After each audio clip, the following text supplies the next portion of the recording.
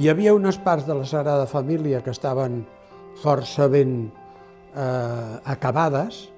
que es podien més o menys acabar,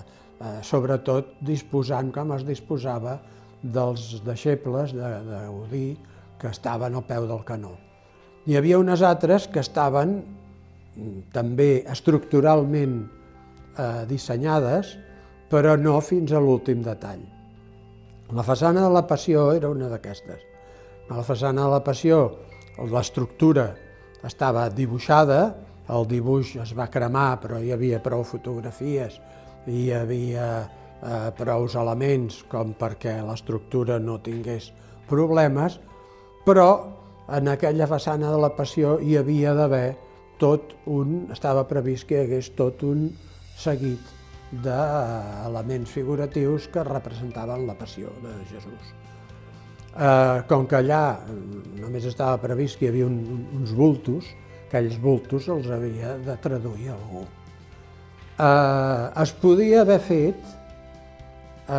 i no ho van fer afortunadament,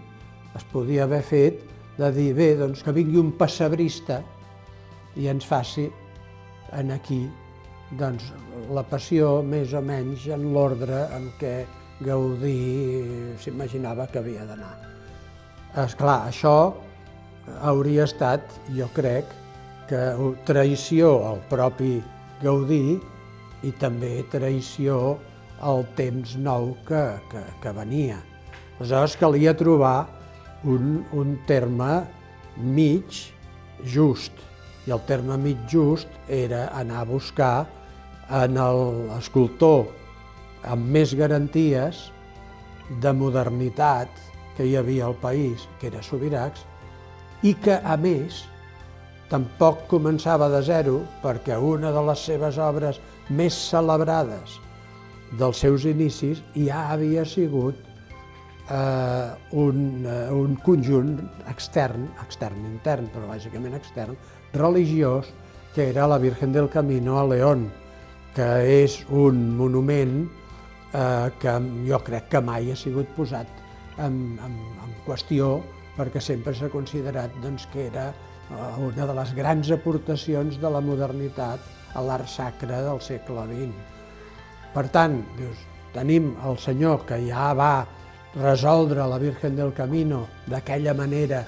tan a gust de tothom, aquell senyor que va saber conjuminar la temàtica religiosa amb un llenguatge que no fos Sant Sulpice i és català, diguem-li en Subirachs.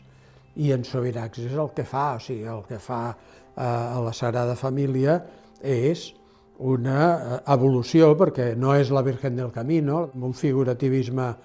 expressionista i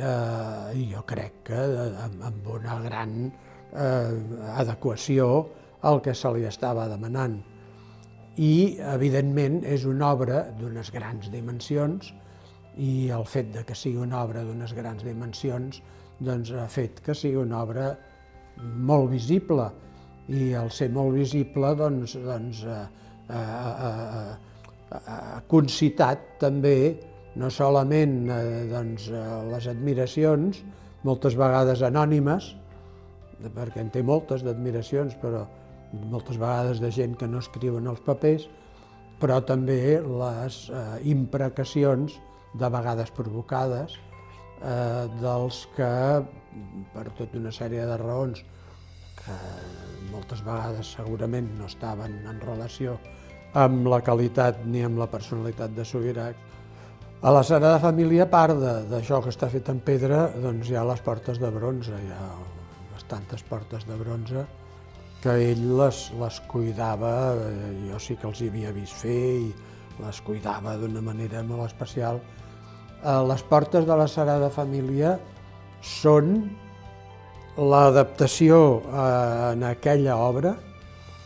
de tot aquest concepte del Subirachs escultor. O sigui, en allà amb unes i fa sortir els conceptes figuratius i no tan figuratius, relatius, en la porta, i amb altres juga amb allò que ja dèiem de les lletres. N'hi ha alguna d'aquestes portes en què pràcticament tot és tipografia. És elaborar tota una porta només amb tipografia, i una tipografia que no és banal, que hi ha una oració, en diferents idiomes, que hi ha aquestes portes que són diferents d'altres portes de la Sagrada Família, que també que no les ha fet ell, doncs són sobiracs 100%, i són sobretot filles, en certa manera, d'aquelles portes que ell ja havia fet també anys enrere, doncs per exemple pel Palau del Lloctinent, o pels murals del pas cap a la Casa dels Canonges en el Palau de la Generalitat. O sigui, és aquell mateix concepte de porta, només que aplicat a l'especificitat de què són les portes d'una basílica.